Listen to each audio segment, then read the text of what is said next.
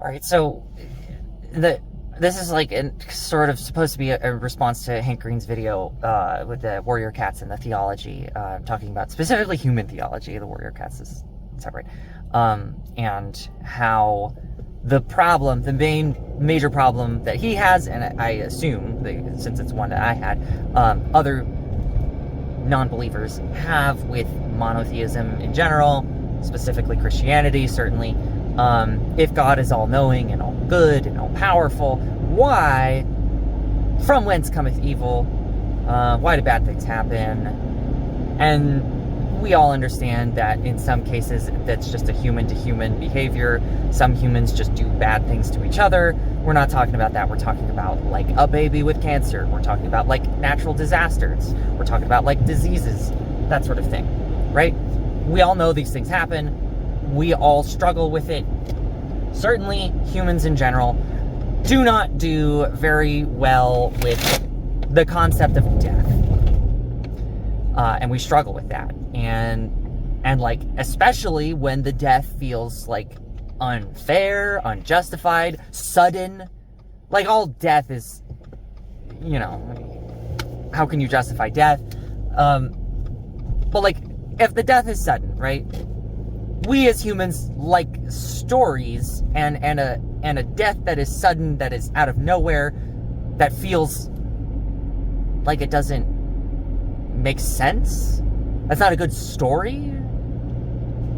Why? How could a being that's in charge and is in charge and good allow for a story like that? That's not a good story. My thing that I've come to believing, okay? And I'll tell you how I got there, and this is kind of necessary. I'll just step you through it, okay?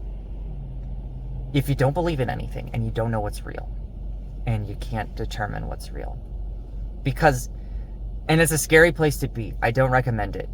If you can avoid it, please do. I don't want what happened to me to happen to anybody else. If you've not experienced this before. If you have, I'm so fucking sorry that happened to you. Genuinely. That sucks. You are incredible. You are beautiful. You are powerful. So, imagine, or recall, being in a position where you don't know anything, where you truly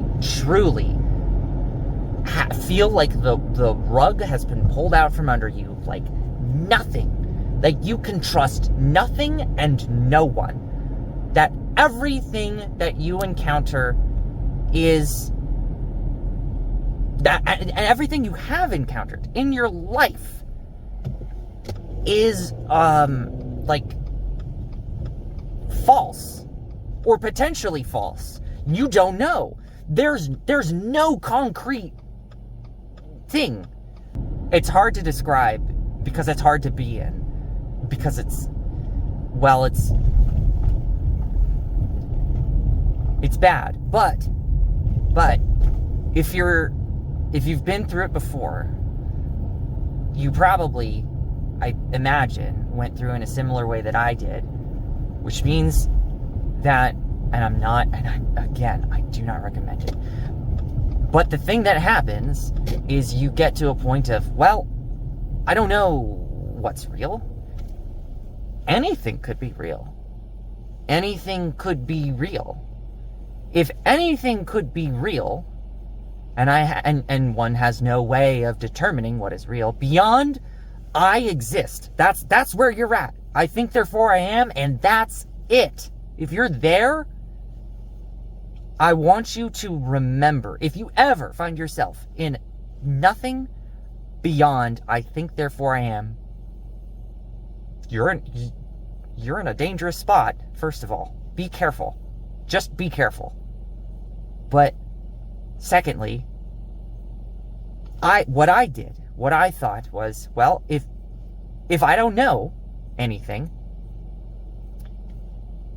I might as well choose, right? Like I might as well just pick if it's all random anyway, right? If I have no way of knowing, it just, I don't know how to explain it. It just kind of clicked. Like, that sounds as true as anything else. It might as well be true that I can just pick. You choose what you believe. If you're there, if you're lost, you realize that you choose that you're lost. You decide to be lost or to be somewhere. Because if you're lost, you're nowhere. You don't know where you are. But if you're not lost, if you decide that you're here, you're here. Where's here? Where's here? The question is for you. Where is here? What is here? What is this? What is this? Well, I think, therefore I am, I exist. So this is existence? Okay. All right, that's something.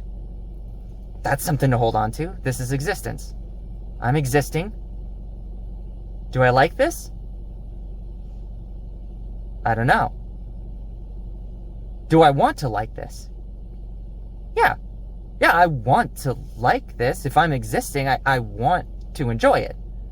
Okay, that makes sense. That's another brick. Okay, so I exist. I am in existence. I want to like existence. So, how do I like existence? Well, you would like existence if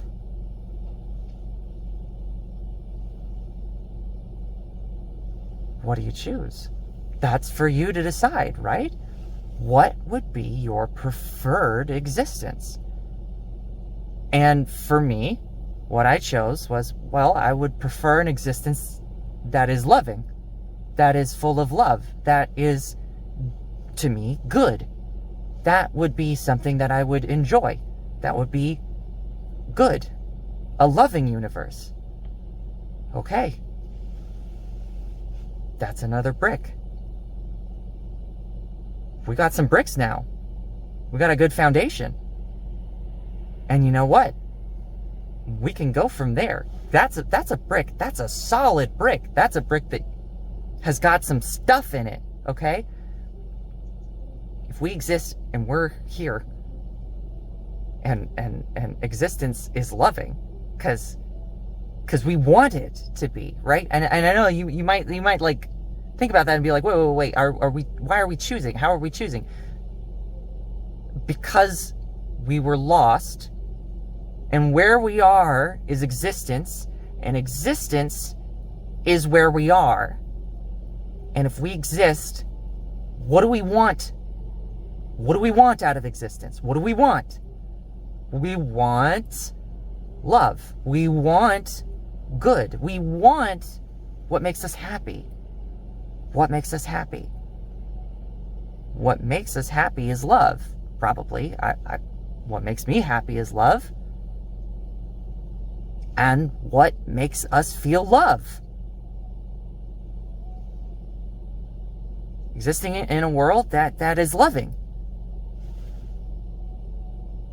That's it.